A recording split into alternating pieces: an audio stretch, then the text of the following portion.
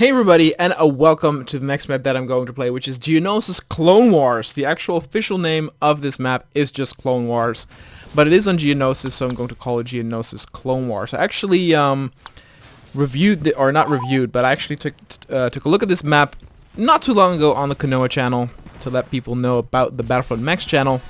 So you might have already seen this recently, but I wanted to take this more for a loop on this channel and actually properly review it. So this map is absolutely incredible just in the sense of scale. Just look how many clone troopers we have here, and down at the spawn point at the south you can also see there's a lot of other clones that are joining us. We have custom vehicles in the sense that we have the ATXTs. I think actually the droids have steerable AATs.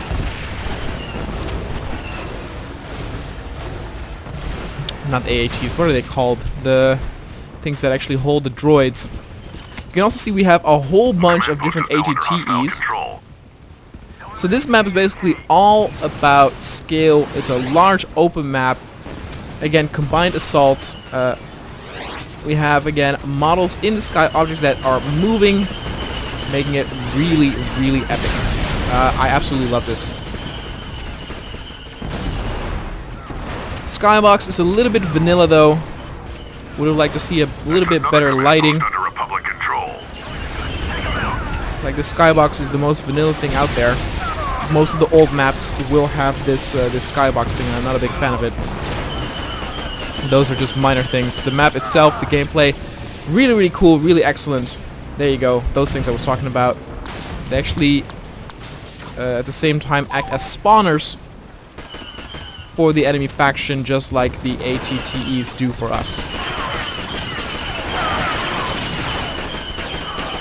In terms of scale, this might actually be the biggest Geonosis map we've done yet.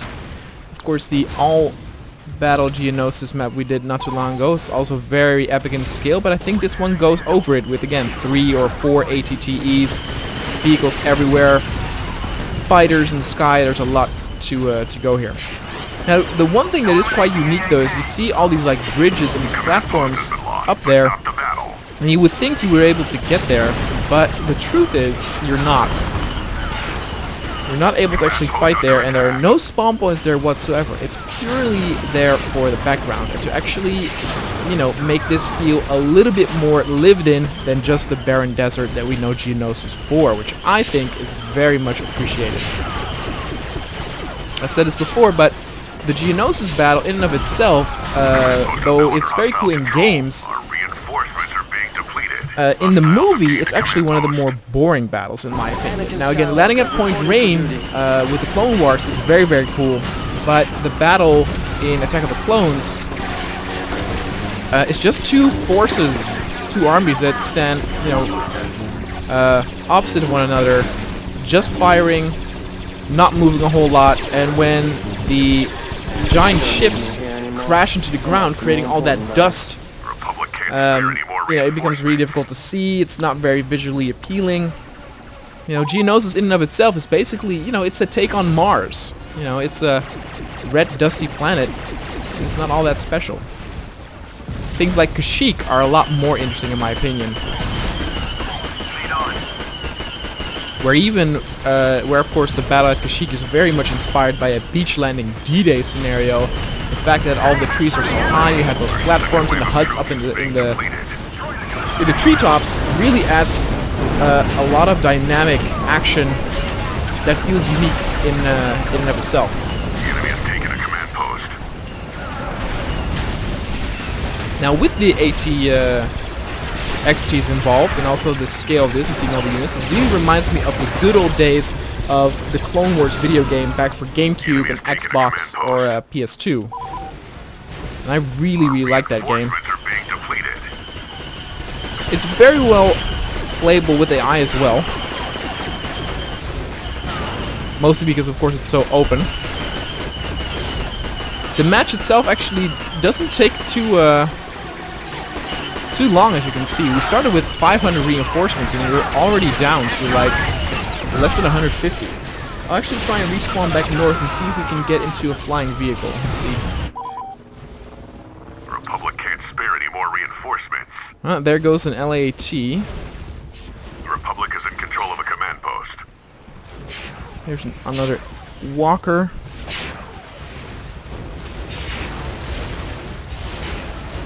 Alright. I'm not gonna wait here for one to spawn in, so we'll just leave it here. Oh, an MT2. That's it. The AATs, of course, are the regular tanks.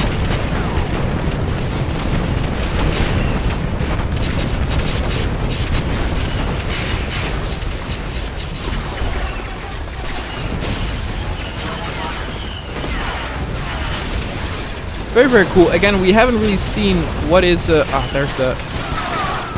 I can get to the flying vehicle. I can at least showcase a little bit what's down in the corner, because this battle is about to be over. Come on, get to that ship. Sorry, I committed treason there, but he was going to take the ship and leave.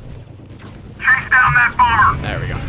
Alright, let's take a look at this map from up top. So yeah, again, you have this bridge here, taken with assets from Bespin. And none of it plays out here. There's no spawn points there. It's just there for looks, and I think it looks really, really cool. Take out that starfighter! Here we actually got a hangar for the opposite team. Another MTT moving. In order to get to the spawn point, you actually need to go through it, or use a vehicle here to go like this. And a vulture droid. Let's actually get in that. A little bit more maneuvering going on. Accurate shooting. There we go. So the clones get actually an LAAT, but it doesn't seem that they get regular starfighters, so that might actually be something that might still be added, because there's not a whole lot of dogfights going on in the sky itself. Again, the droids get like 2 vulture droids, can provide some covering fire from the sky, but it's not like, for example, I recently did Sunra Desert City, where there's full-fledged air battles going on at the same time. That's not this type of map. I actually don't know if there is a Geonosis map that does that. I know I did Attack of the Clones Geonosis not too long ago, and that has a lot of air vehicles from both sides, but that one's all dusty, so...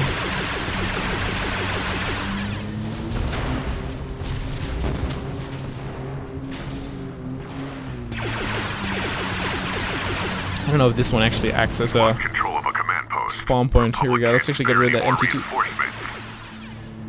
Gotta say though, the blasters of the vulture droids are very, very powerful.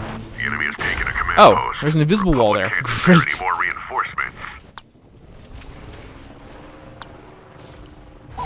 But at least you guys got a bit better view of the map itself.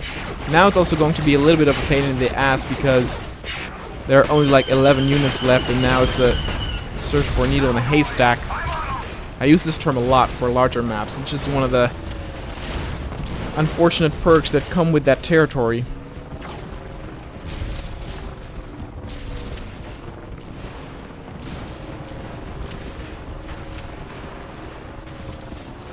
We've lost control of a command post.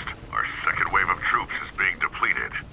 I think it's cool. I think something like All Battle Geonosis will still win it over this one for me. Let's get on with this. Just because it's a little bit more coherent in what's going on. You really feel that you're moving, and here, oh, we're losing. That's interesting.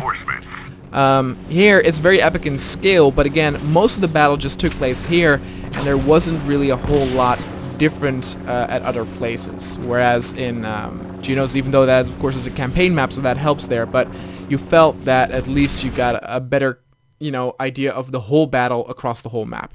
Anyway, I still really like this map. I really recommend it. You can find the download link to this map in the description down below. Don't forget to let me know any recommendations or requests on maps you want to see on the channel, and I'll see you guys next time.